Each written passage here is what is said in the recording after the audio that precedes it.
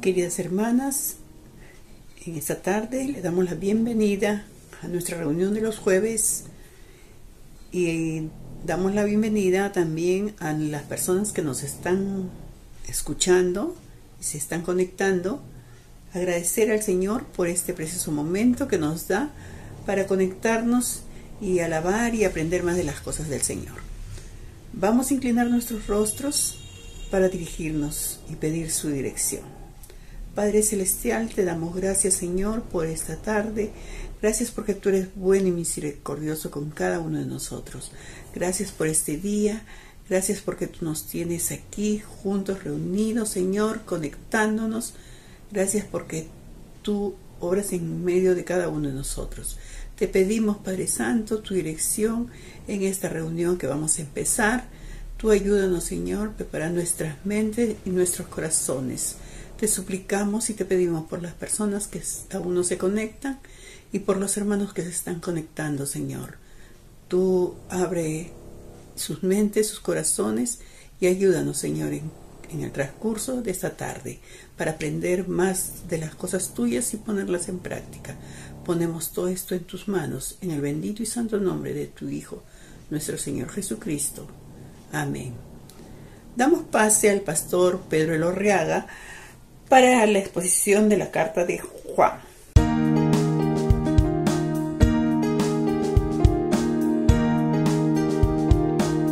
Al que me sigue de poder, aquel que mi victoria es, solo a él alabaré, solo a él exaltaré. Al que me sigue de poder, aquel que mi victoria es, solo a él alabaré, solo a él exaltaré. De ti será mi alabanza en la congregación, cantaré y alabaré tu nombre, Señor. De ti será mi alabanza en la congregación, cantaré y alabaré tu nombre, Señor.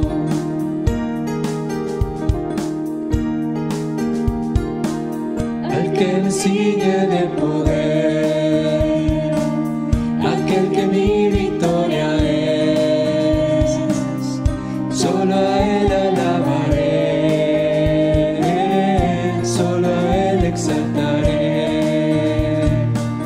Al que me ciñe de poder, aquel que mi victoria es, solo a él alabaré, solo a él exaltaré. De ti será mi alabanza en la congregación, cantaré y alabaré tu nombre, Señor. De ti será mi alabanza en la congregación, cantaré y alabaré tu nombre, Señor. De ti será mi alabanza en la congregación, cantaré y alabaré tu nombre, Señor. Tu nombre, Señor. Tu nombre, Señor.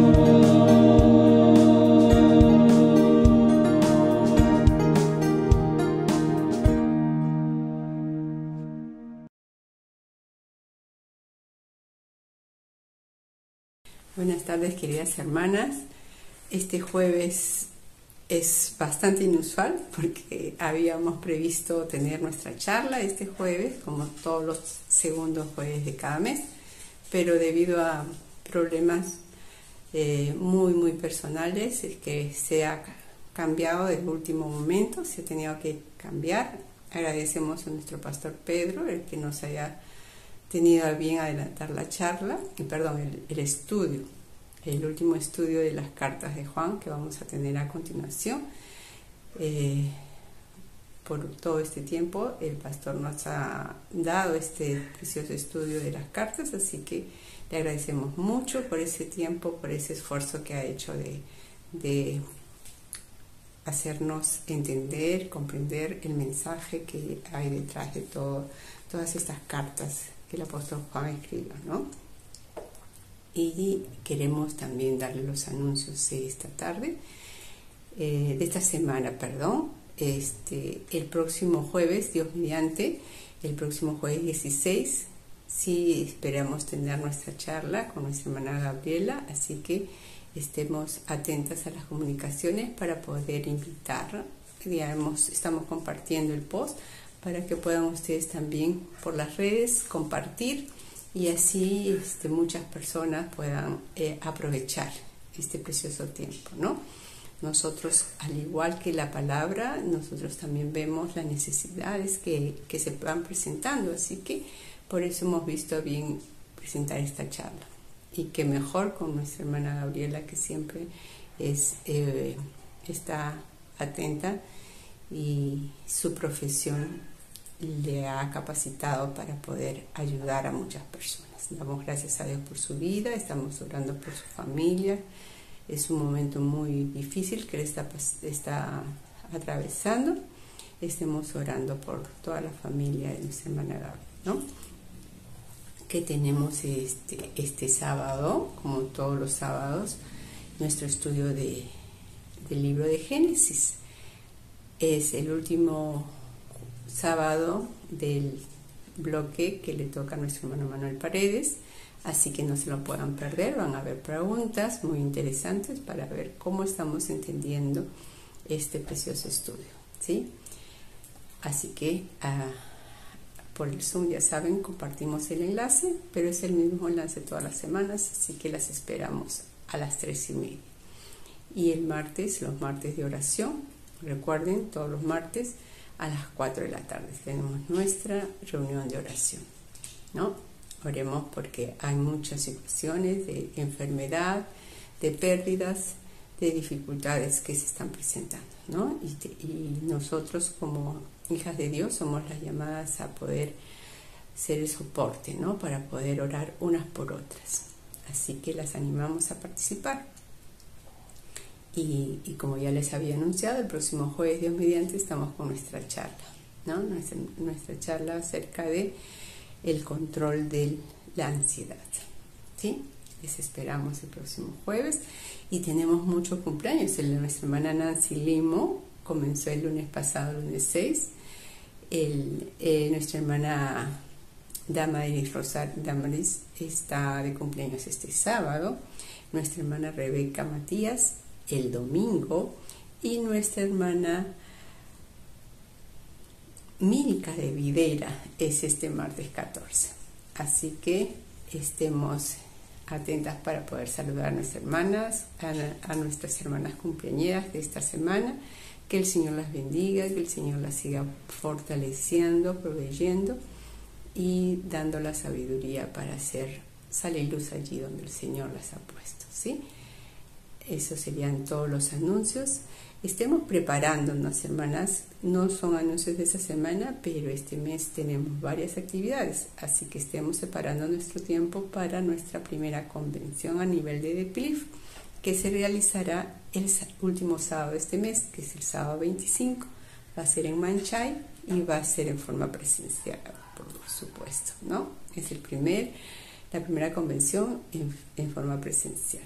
Después de todo este tiempo de pandemia, antes de la pandemia fue también la convención allí en Manchay, así que será un grato tiempo que vamos a poder pasar. Vamos a tener muy buenos temas, así que no se lo pueden perder. Y la asamblea de nuestra iglesia, que será el domingo 26 de este mes, y también nuestra mistura. Así que estemos atentos a todas las coordinaciones para poder separar este tiempo. Esos serían todos los anuncios. Les dejo con nuestro pastor Pedro, para estar culminando con los estudios del Evangelio de Juan. Que el Señor me los bendiga, hermanas.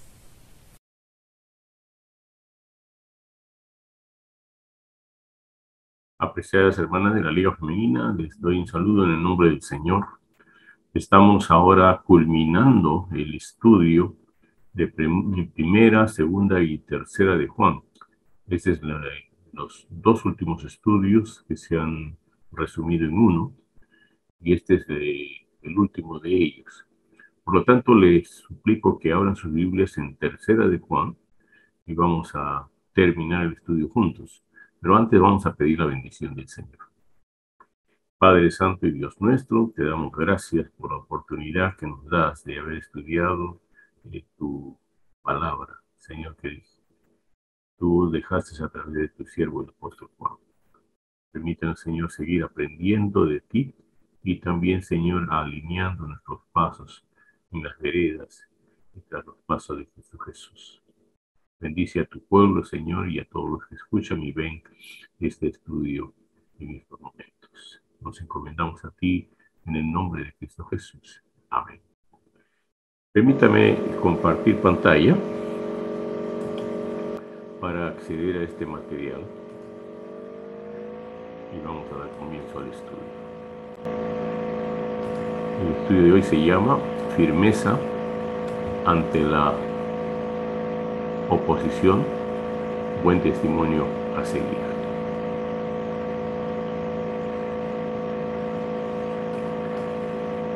Esto está en tercera de Juan. Vamos a estudiar los versículos 9 al 15.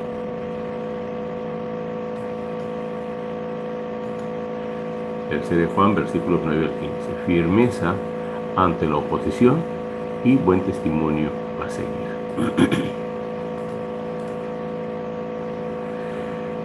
Como introducción podemos decir que hay disputas que se dan en la iglesia que no son por preferencias o pareceres, sino por conductas que no deben ser consentidas dentro de la iglesia.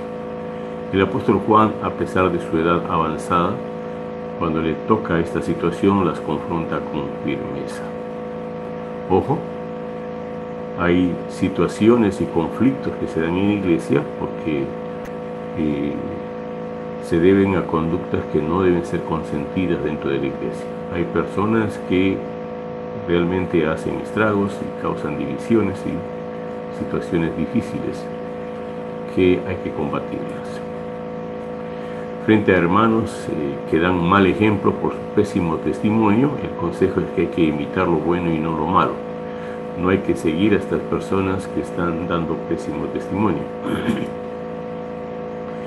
Y debemos decir que no somos salvos por las obras, pero estas son testimonios de haber alcanzado salvación.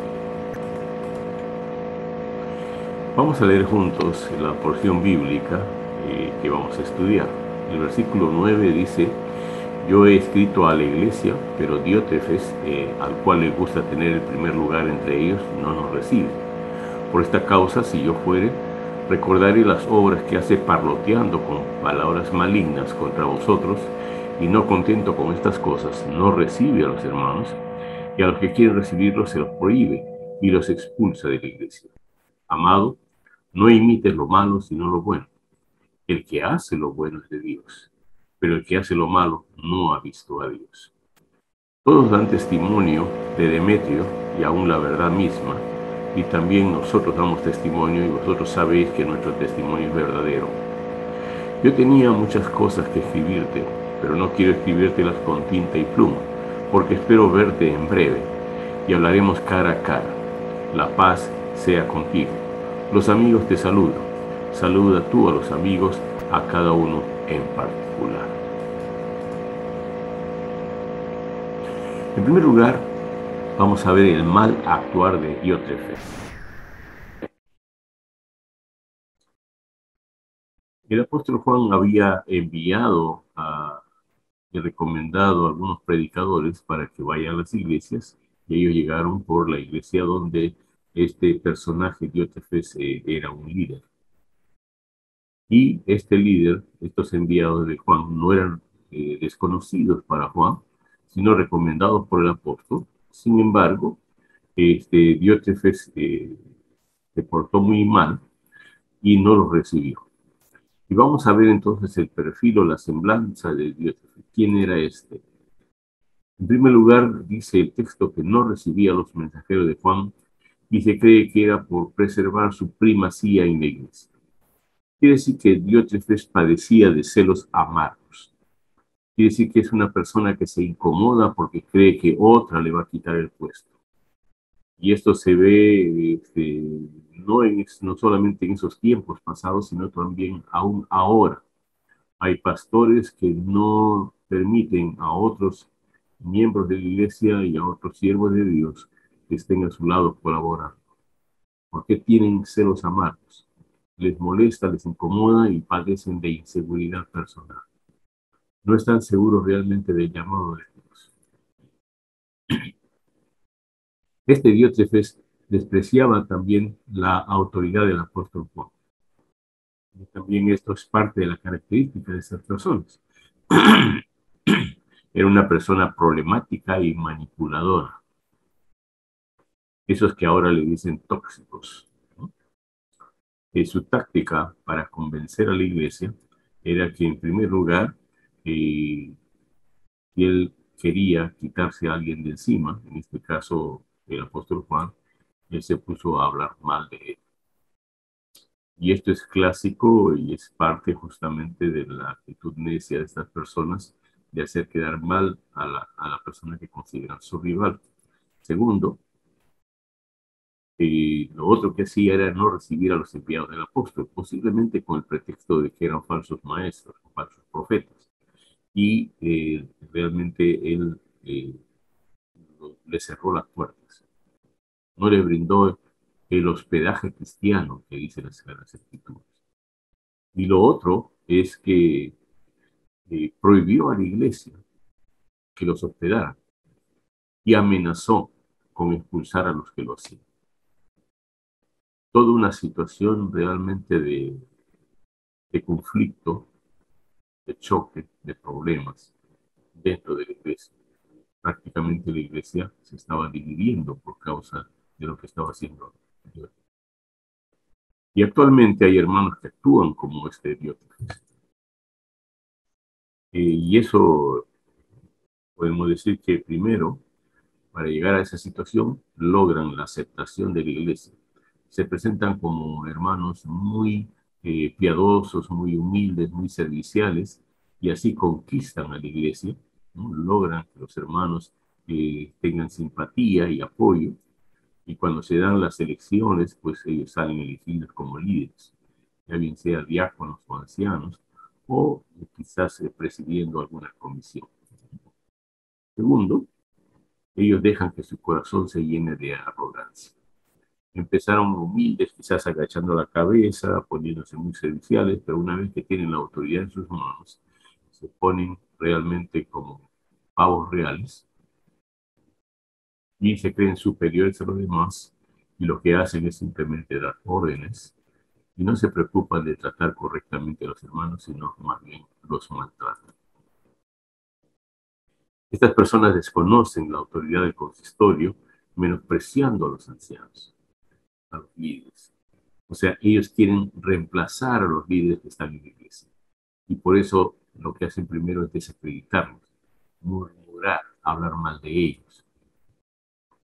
Y a veces las iglesias, no digo todo, no generalizo, pero a veces los jóvenes caen en este error y guían a otros jóvenes como mejor les parece. No se dejan guiar ni por el Espíritu, ni por la palabra, ni por las autoridades puestas por el Señor. Y esto es triste. Ahora, ¿cómo podemos resolver estos problemas que se presentan en la iglesia? Yo creo que nuestra querida Iglesia Maranata ha pasado por esta experiencia también. ¿Cómo podemos resolverlo entonces? Lo primero que hay que hacer es enseñar a la iglesia que la cabeza de la iglesia es Cristo. Hay personas que, valga la redundancia, personalizan y creen que la iglesia es de su propiedad. Y ellos creen que son dueños de la vida de las personas y hacen y deshacen con ellas. Y sus opiniones y las cosas que dicen, para ellos no cabe para ellos que les señalen que se han equivocado o que no tienen la razón. Y ellos se constituyen entonces en los mandamases, en las cabezas de la iglesia, y no dejan que sea Cristo que esté gobernando su iglesia, sino que ellos son los que determinan todo lo que se va a hacer y nada se hace sin su aprobación. Pero para combatir esto hay que enseñar a la iglesia que la cabeza es Cristo. Lo otro es, hay que enseñar humildad, sumisión y obediencia a las autoridades. Humildad ante Dios y ante los hermanos, sumisión ante el Señor y las autoridades, y obediencia a las autoridades que el Señor ha establecido. Esto es importante darnos cuenta de esto. También hay que confrontar con la palabra de Dios a cualquier hermano que se oponga a las verdades bíblicas. Y esto también es urgente. Muchos no lo hacen por cobardía, por miedo, por temor, o también por amistad, por compadrazgo. Cierta persona es mi amigo, estuvimos jóvenes trabajando juntos o nos conocimos, y por eso es que no le voy a decir nada, temo herirlo o temo que se vaya, ¿no?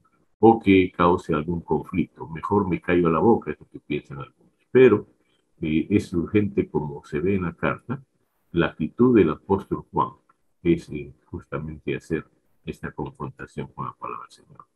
Ahora, si esta persona confrontada no se arrepiente y se ratifica en su actuar, en su mal testimonio, debe ser retirado, dice Mateo 18, 15 al 17, después de seguir un proceso, y si no entendiera hasta el final, entonces dice la Escritura que hay que expulsar y hay que tenerle por gentil y publicano. Inclusive ya dejan de ser nuestros hermanos y podemos tratarles de señor tal o señora tal porque se les ha desconocido como hermanos porque no quieren sujetarse ni al Señor, ni a la palabra, ni a las autoridades. Se debe considerar los requisitos bíblicos también antes de elegir a los hermanos que vamos a poner en autoridad. Muchas veces solamente nos apoyamos en el carisma, en lo simpática que es la persona, lo agradable, o si nos ha hecho un favor, o si es popular, o si es la persona que más colabora en la iglesia, o si es la persona que más da dinero para los fondos de la iglesia, o si de repente es un profesional renombrado en la sociedad, entonces le damos la responsabilidad de tener autoridad en la iglesia sin corroborar, sin comprobar que reúne los requisitos bíblicos que están muy claros en la palabra del Señor. Entonces lo que la palabra del Señor enseña es que hay que ser humildes en lugar de ser orgullosos o soberbios. La humildad es la alternativa bíblica espiritual en lugar del orgullo o la soberbia, que es una actitud totalmente carnal y pecaminosa. El orgullo lleva a presumir los logros personales. Una persona que está practicando el orgullo siempre trata de lucirse y manifestar a viva voz las cosas que ha logrado. Su situación económica, los estudios que ha alcanzado, ¿no? Los conocimientos que tiene, la experiencia que ha tenido. Nadie le pregunta, pero los manifiesta, los dice vez tras vez. Y eso es una marca muy clara de que esta persona es orgullosa y es soberbia también. Estas personas menosprecian la autoridad y logros de otros, ya que tienen envidia y celos, entonces ellos lo que hacen es menoscabar. Actualmente se utiliza la palabra ningunear, o sea que los tratan como si no fueran realmente personas útiles en las manos del Señor y los menosprecian, ¿no? Y lo que han logrado otros hermanos ni lo mencionan y lo minimizan, ¿no? lo ignora inclusive. Y esta actitud está mostrando que esta persona es orgullosa. Ahora Jesús, en Mateo 11:29, invita a ser mansos y humildes como Él. El Señor Jesús, que tenía todo el derecho de estar sobre todos y dar órdenes también por ser el creador, por ser Dios.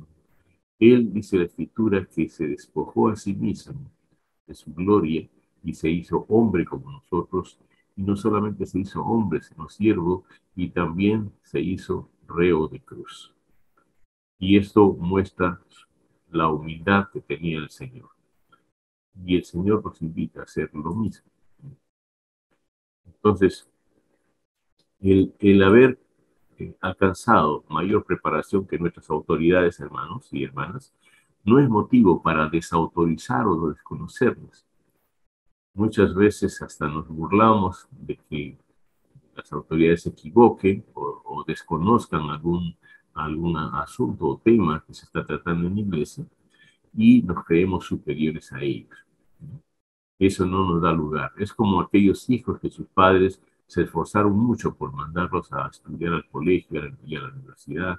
Y una vez que ellos han estudiado, vienen a casa y menosprecian a sus padres porque saben menos que ellos. Y esto realmente es muy doloroso y muy desagradable también. Y esto es totalmente incorrecto. La humildad es evidencia de la comunión con Cristo y la obediencia a Él. Una persona que es humilde es una persona que conserva su comunión constante con el Señor y también le gusta, le agrada y practica la obediencia a la palabra, al Señor mismo. Ahora, seguir el ejemplo de Cristo y sujetarse a nuestras autoridades eclesiales es lo opuesto al orgullo y la soberbia, entonces.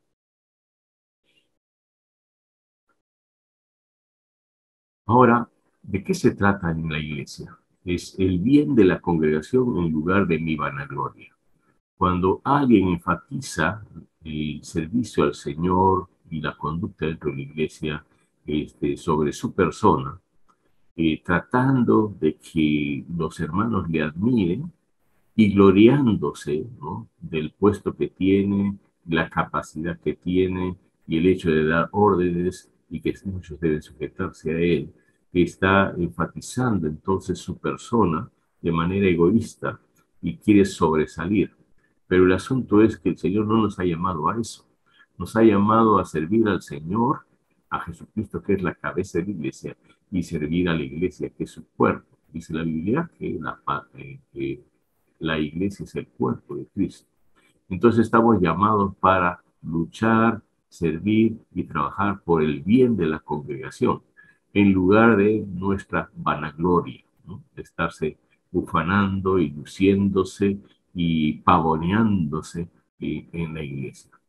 Entonces esa es la alternativa, o el bien de la iglesia o nuestra vanagloria personal.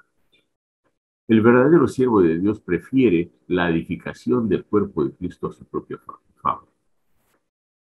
El apóstol Pablo, en su primera carta a los Corintios, dice, entre los capítulos 12 al 14, hay un versículo que dice que hágase todo para edificación de la iglesia. Por eso es que es bien delicado de que nos pongamos como dirigentes de la iglesia, tengamos cargos y nosotros no hagamos las cosas para edificación de los hermanos, sino que nos comportemos de manera carnal y somos más bien de tropiezo para la obra del Señor. La Biblia da dos ejemplos de esto, ¿no? El primero es muy notable, el segundo también. El primero dice Juan el Bautista, cuando empezó su ministerio, era el embajador de Cristo, era el que preparaba el camino, y cuando ya Jesús se acercaba y se estaba dando a conocer, Juan el Bautista exclama, es necesario que él crezca, pero que yo mengue. Pero muchos actualmente lo que hacen es querer sobresalir sobre lo demás y aún sobre Cristo Jesús. quieren atraer la atención y la admiración hacia su persona y no reflejan a Cristo Jesús. En los aniversarios también se nota, ¿no? Una gran lista de los logros de las personas que pasaron por la iglesia y nadie se acuerda de Dios y de darle las gracias, la honra y la gloria al Señor, que es el que hace posible de que las cosas se realicen y es el que fundó la iglesia y la sostiene. Entonces los aniversarios es para recordar los grandes hombres de Dios, dicen, dicen que es de Dios, pero no le dan las gracias ni la gloria al Señor. El otro ejemplo es Bernabé y Pablo. Cuando Pablo fue llamado por el Señor, allá en Hechos 9 se cuenta la historia, el único que lo recibió y comenzó a discipularlo fue Bernabé. Él discipuló en sus primeros años a Pablo y después se convirtió en colaborador de Pablo, en su asistente, y Pablo llegó a ser su jefe. Y cuando empezaron los viajes misioneros, allá en Hechos 13 en adelante. Entonces, este es otro gran ejemplo de humildad, un gran ejemplo de sumisión y de ver que la iglesia es lo más importante. Además, por supuesto, del Señor Jesús mismo. Entonces, como hijo de Dios, no debemos poner trabas a quienes sirven a Cristo por amor. No estemos en la iglesia haciendo competencia, haciendo desmanes, actuando por envidia, por rencor, y tratando de conseguir más adeptos a uno mismo que al Señor. Esto es muy triste. Ahora, la palabra de Dios dice, de la abundancia del corazón habla la boca. Y Diótrefes habló mal del apóstol Juan y de esa manera demostró de qué está lleno su corazón. Cuando alguien en un grupo privado se pone a murmurar y hablar mal sobre otro hermano, simplemente está dando a conocer que su corazón está lleno de maldad, de odio, de envidia, de orgullo, de vanagloria. Entonces está mostrando o que es un cristiano carnal o que tal vez no sea un verdadero hijo de Dios. Este Diótrefes, para traer abajo la honra, el prestigio y también el lugar en el que el Señor había puesto al apóstol Juan, dice que se puso ahora mal. El corazón de Diótrefes tenía entonces ira, celos amargos, envidia, mentiras e injusticia. Porque al hablar cosas realmente que son calumnias, estaba mintiendo. Al rechazar a los que había enviado el apóstol Juan para que puedan predicar la palabra del Señor y puedan encaminarlo después, estaba cometiendo una injusticia. Al amenazar a los hermanos que si los hospedaban los iba a expulsar, quiere decir que tenía ira y celos amargos y envidia del llamado del Señor a estas personas. Ahora, él fue castigado de por vida, porque su peor vergüenza es que su mal testimonio quedó registrado en la Biblia para siempre, y aún con nombre propio. Ya todo el que estudie esta carta de Juan va a recordar a Diótrefes como el hombre de mal testimonio, el hombre que estorbó al apóstol Juan, el hombre que estaba impidiendo la obra, el hombre que hizo estragos en una iglesia. Hay que tener cuidado con lo que guardamos en nuestros corazones. Proverbios 4:23. Observemos nuestras motivaciones. ¿Buscamos hacer la voluntad de Dios o la nuestra? No hay que ser de tropiezo en la obra de Dios. Ahora, un ejemplo antagónico, un ejemplo diferente es Demetrio, que lo menciona en el apóstol Juan. Y Demetrio se convierte entonces en un buen ejemplo a seguir. Muchos hermanos daban fe del buen testimonio de Demetrio. Y la palabra de Dios dice que se humilla es ensalzado por Dios. Por eso su nombre y testimonio quedó para siempre en las Sagradas Escrituras. Y así como Diótrefes también quedó en las Sagradas Escrituras, pero por lo malo, este hombre quedó grabado para siempre por las cosas buenas que hacía, por su obediencia, por su humildad, por su amor. Ahora, lo que está diciendo Juan es que nosotros debemos buscar hacer la voluntad de Dios. Disculpen la forma. Debemos buscar hacer la voluntad de Dios. Esto debe ser el quehacer del creyente, porque practicando la voluntad de Dios realmente vamos a encajar en los propósitos de Dios y vamos a ayudar a que la iglesia crezca, se edifique, se fortalezca y practique la sabiduría y actúe de manera madura. En cuanto a la voluntad de Dios, sabemos en Romanos 12:2 que dicen que la voluntad de Dios es buena, es agradable y perfecta. Algunos creyentes que desconocen las Escrituras cuestionan este pasaje y dicen, ¿cómo va a ser buena la voluntad de Dios si Él ha permitido desgracias en mi vida? ¿Cómo va a ser agradable si realmente las cosas, las desgracias, no agradan a nadie? ¿Y cómo va a ser perfecta si realmente estoy sufriendo daños? Estas maneras de pensar están demostrando en realidad un desconocimiento de Dios y también de la persona de Dios. Aquel que no conoce o no internaliza las enseñanzas bíblicas, entonces no llega a conocer a Dios como debe ser. Y siempre tiene la tendencia a cuestionar las decisiones de Dios. Sobre todo si las oraciones que hacen no son contestadas por Dios de acuerdo a su capricho personal. En